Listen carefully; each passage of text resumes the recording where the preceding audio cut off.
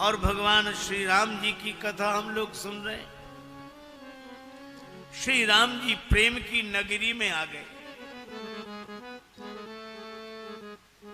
जनकपुर में, भक्ति की नगरी में। एक दिन घोषणा हुई, स्वयंवर सभा में सब विराजमान हैं। राजा की वीर प्रतिज्ञा ये धनुआ द्वारा पूर्ण होगी, जो वीर धनुष को तोड़ेगा सीता उसको अर्पण होगी। और यह सुनकर सभी जल्दी जल्दी चले।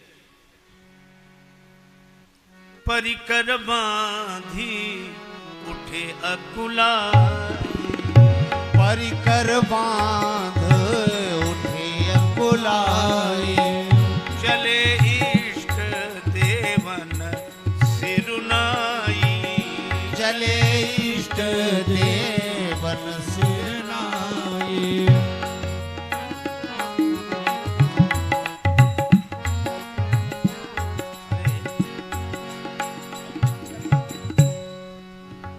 चले इष्ट देवन सिरुनाई, चले इष्ट देवन सिरनाई।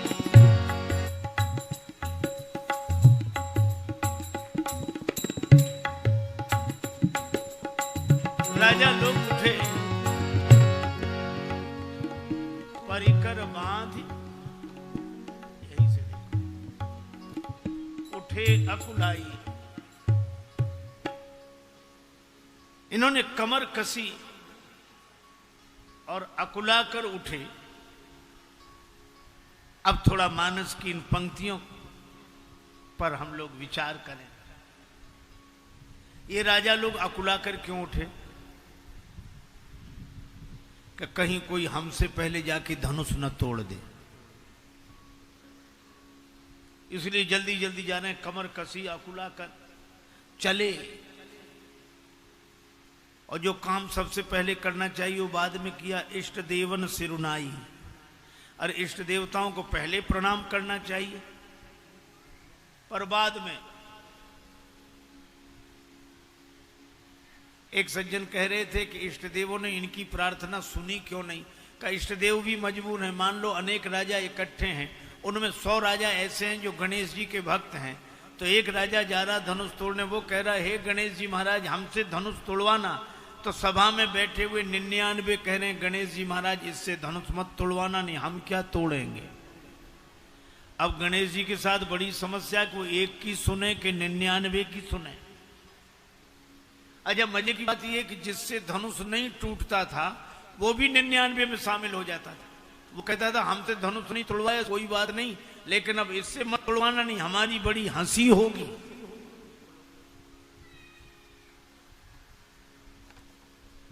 धनुष टूटे तो हमसे ही टूटे, कहीं किसी दूसरे से न टूट जाए।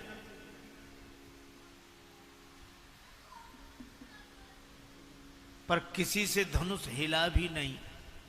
तो ये इकट्ठे हो गए। इकट्ठे कितने हुए? भूप सहस 10,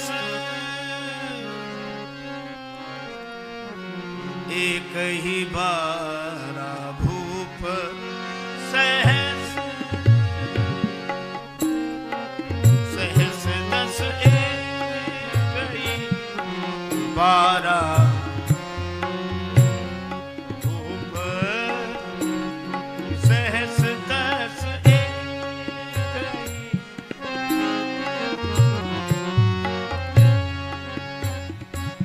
दस 10,000 राजा इकट्ठे हुए। अच्छा अब जरा विचार करना आप, 10,000 राजा ये इकट्ठे हुए कि एक हैं? देखो इकट्ठे होना अलग बात है, एक होना अलग बात है। मान लो 10,000 राजा मिलकर धनुष तोड़ देते तो विवाह किसका होता? विवाह तो किसी एक का ही होता कि नहीं? तो इन 10,000 राजाओं से कोई पूछे कि वो एक कौन होगा, तो 10,000 राजा बोले हमने पहले ही निश्चय कर रखा है कि पहले तो मिलके धनुष तोड़ दो, फिर आपस में लड़ेंगे, जो जीत जाएगा उसी का होगा। अब आप विचार करो, जिन्होंने पहले ही ये निश्चय कर रखा हो कि बाद में तो लड़ना ही है, ऐसे संगठन से समाज का कल्याण होगा? ये इकट्ठे हैं, एक नहीं। और मैं कहता हूं कि भगवान की कथा में हम लोग इकट्ठे होकर आए हैं, और जब भगवान की कथा सुनकर जाएं तो एक होकर लौटें, यही सत्संग की सार्थकता है। हम इकट्ठे होकर तो आए हैं और एक होकर लौटे।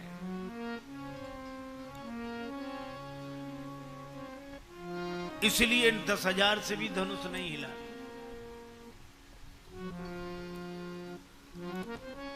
तब वयोवृद्ध, देखो राम कथा तो दर्पण है, प्रत्येक युग का सत्य दिखाई देता है। वयोवृद्ध महाराज जनक ने देखा कि समाज की समस्या का समाधान जब युवा शक्ति जागृत होगी तब होगा।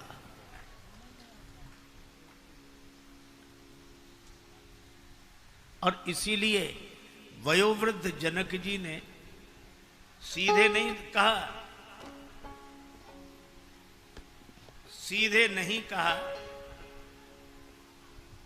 बल्कि घुमावदार ढंग से बोले, बस बस हो गया, बंद करो जी, अब जनी को माखे भटमानी, कोई अभिमान न करे कि हम वीर हैं, हमने समझ लिया वीर विहीन मही में जानी, पृथ्वी वीरों से रहित हो गई। और ये कहकर देखा कि इधर लक्ष्मण जी की तरफ के असर हो रहा है कि नहीं, क्योंकि अगर लक्ष्मण जी खड़े हो जाएंगे तो राम जी खड़े हो जाएंगे। तो लक्ष्मण जी तो छोटे भैया हैं, राम जी बड़े भैया हैं, छोटे भैया के खड़े होने से बड़े भैया क्यों खड़े होंगे? कि इनका एक संबंध और है, लक्ष्मण जी का चरित्र है डंडे के समान और राम जी का चरित्र है झंडे के समान। अगर डंडा खड़ा हो गया तो झंडा अपने आप लहरा जाएगा, अगर युवक खड़ा हो गया तो भगवान की सहायता होगी। श्री स्वामी विवेकानंद जी ने कहा कि ईश्वर उन्हीं की सहायता करता है जो अपनी सहायता स्वयं करते हैं। हमें जागना चाहिए। और जनक जी ने कहा कोई अभिमान न करे कि हम वीर हैं, और जिसके लिए कहा उसकी तरफ देखा। सुनो भैया, एक गुरुजी गए एक गांव में, तो एक नया नया चेला बना, हमको भी चेला बनाओ। गुरुजी बोले बन जाओ। और बनने के बाद बोला कि आप गुरु हम चेला, आप कुछ सुनाओ। गुरुजी ने कहा कि राम राम किया करो। बोले ये तो साधारण बात है, ऊंचा।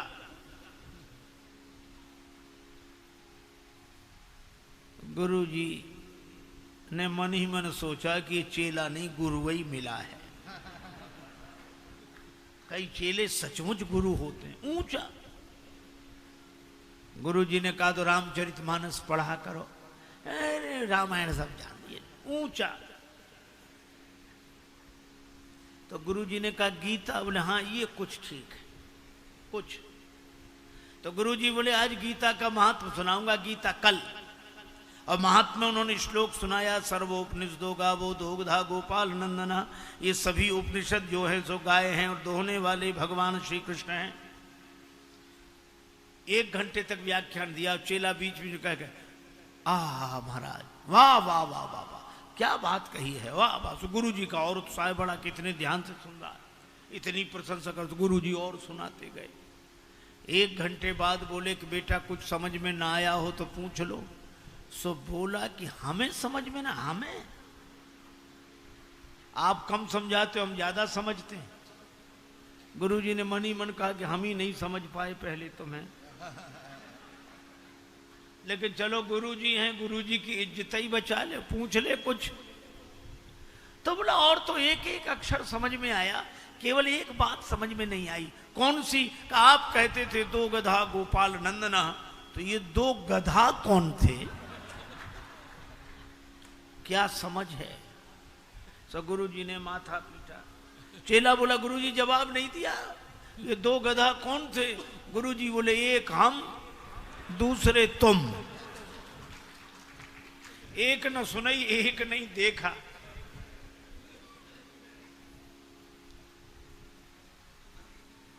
तो जिसके लिए बोला जाए उसकी तरफ तो देखा जाएगा। तो लक्ष्मण जी की ओर जनक जी ने देखा। अब जनी को माख है भट मानी, लेकिन हा लक्ष्मण जी पर असर हुआ।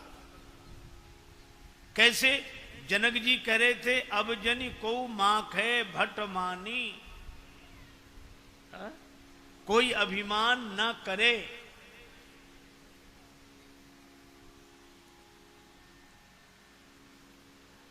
और लक्ष्मण जी ने क्या कहा? क्यों ना करे अभिमान, हम करते हैं। माखे लखन। जनक जी कह रहे थे जनी को माखे, कोई अभिमान न करे। और लक्ष्मण जी ने माखे लखन कुटिल भई भौ हैं, रदपुट फरकत नयन रिसों हैं। और लक्ष्मण जी उठकर खड़े हो गए। तो जो जनक जी ने देखा समझ गए कि काम बन गया। क्योंकि जनक जी का जो क्रोध है वो बाहरी है, भीतरी नहीं है। आज हम आपसे पूछते हैं क्रोध जरूरी है कि नहीं है? अगर घर में आग न जले तो भोजन न बने, और भोजन न बने तो घर चले कैसे? तो आग घर चलाने के लिए है, घर जलाने के लिए नहीं है। आग अगर चूल्हे से बाहर हो गई तो घर को जला देगी, और मर्यादा में रही तो घर को चला देगी। तो क्रोध घर को चलाने के लिए, जीवन को चलाने के लिए करना चाहिए, पर जीवन को जलाने के लिए नहीं करना चाहिए। अब लक्ष्मण जी का क्रोध, युवक का क्रोध, लेकिन उन्हें बुरा तो बहुत लगा, पर कही न सकत रघुवीर डर, लगे वचन जनुबान। राम जी के डर से नहीं बोल रहे हैं। और मुझे लगता है कि जिस क्रोध में भगवान का डर बना रहेगा, उस क्रोध के कारण कभी कोई अमंगलकारी कृत्य नहीं होगा। और जब नहीं रहा गया तो नाई राम पद कमल सिर बोले, गिरा प्रमाण। राम जी के चरणों में प्रणाम किया, फिर बोले सुनहु भानु कुल, सुनहु भानु कुल पंकज भानु, कुल पंकज भानु, कुल पंकज भानु। कहूँ सुभावन कछु अभिमान, सुभावन कछु अभिमान। रघुवंशिन मह जहाँ को होई, तेहि समाज यस कहि न कोई। भानुकुल पंकज भानु कुल पंकज भानु, भानु कुल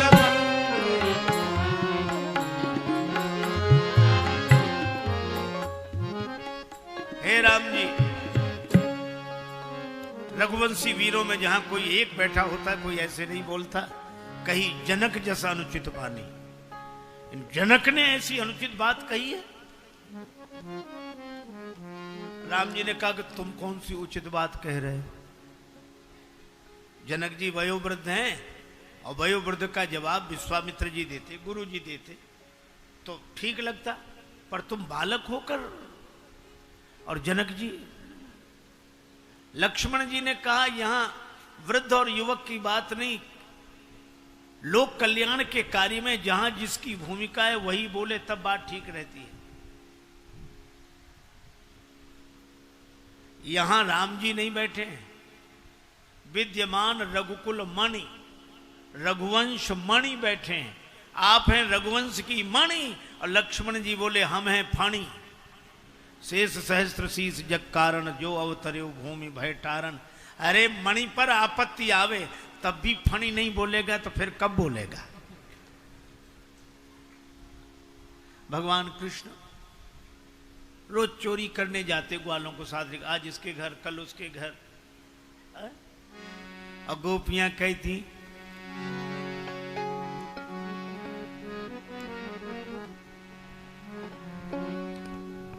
चोरी चोरी चोरी चोरी चोरी चोरी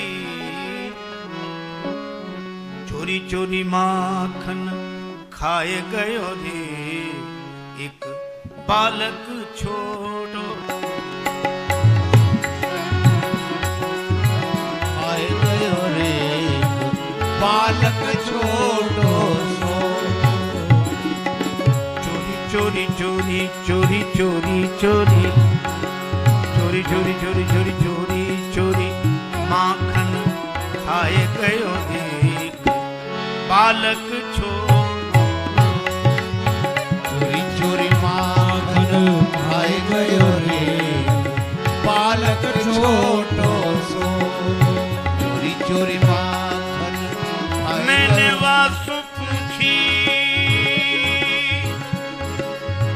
मैंने वासु पूछी तेरो नाम लाला कहा है कनुआ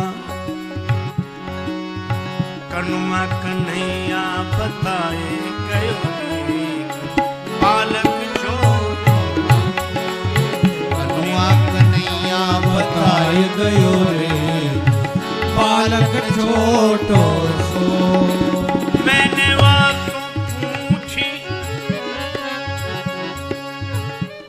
तेरे माता पिता कौन है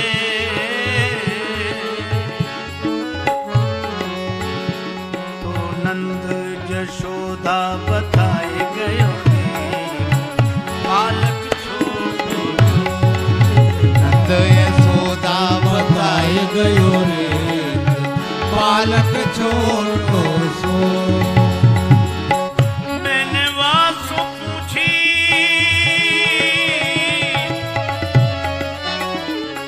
पूछी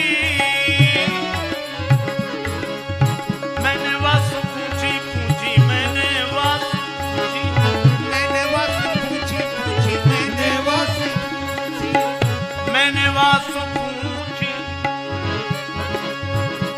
तेरो ग्राम धाम कौन है तो गोकुल वृंदावन बताए गयो रे बालक छोड़ो गोकुल वृंदावन बताए गयो रे बालक छोटो सो मैंने वासु पूछी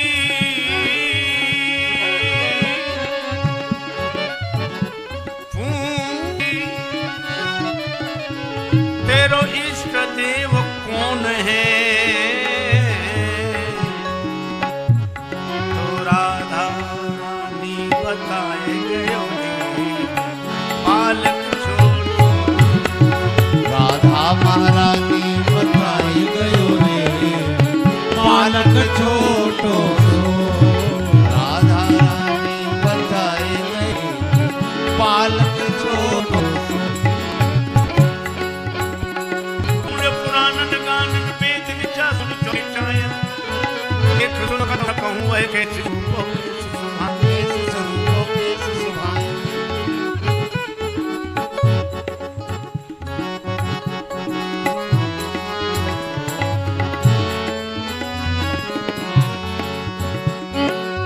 हेरत हारी पर्यो रस खान बतायो न लोग लुगायन देखो दुर्यो सोई कुंज कुटीर में बैठो पलोट तो राधिका पायन राधे महारानी बताए गयो बालक छोड़ो राधा महारानी बताए गयो रे बालक छोटो सो चोरी चोरी माखन खाए गयो रे बालक छोटो सो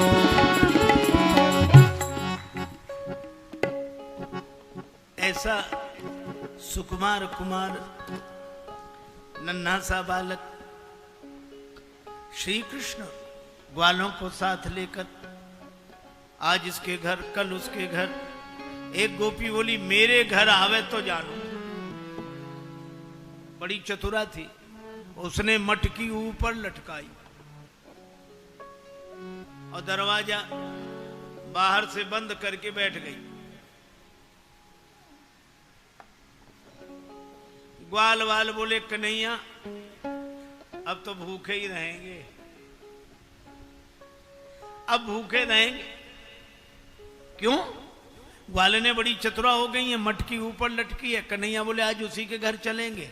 अरे घर तो चलोगे, मटकी तक कैसे पहुंचोगे? पहले घर तो चले, फिर मटकी की सोचेंगे।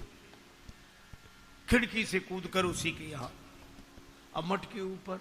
कन्हैया बोले एक काम करो, एक के ऊपर दूसरा, दूसरे के ऊपर तीसरा, तीसरे के ऊपर चौथा, सबसे ऊपर हमें रखो तो मटकी मिल जाएगी। अब कितनी बढ़िया बात है, भगवान को सर्वोपरि रखें, भक्ति के माखन की मटकी मिल जाएगी।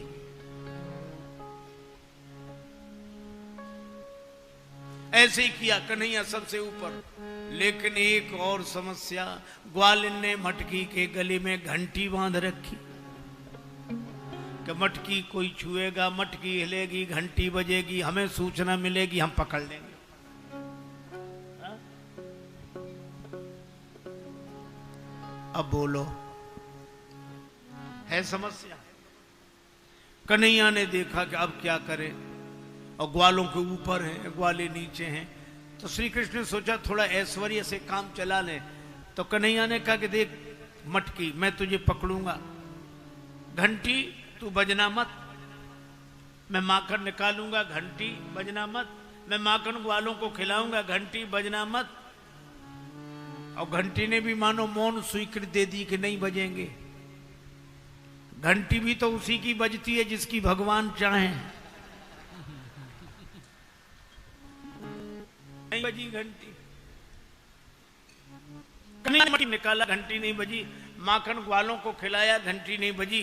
कन्हैया ने सोचा थोड़ा माखन हम भी तो मुख में रख लें, और जैसे ही माखन मुख में रखा घंटी बजी, टन टन टन टन टन टन। कन्हैया ने कहा कि घंटी तू क्यों बजी? घंटी बोली आपने मटकी पकड़ी, मैं नहीं बजी, आपने माखन निकाला, मैं नहीं बजी, आपने माखन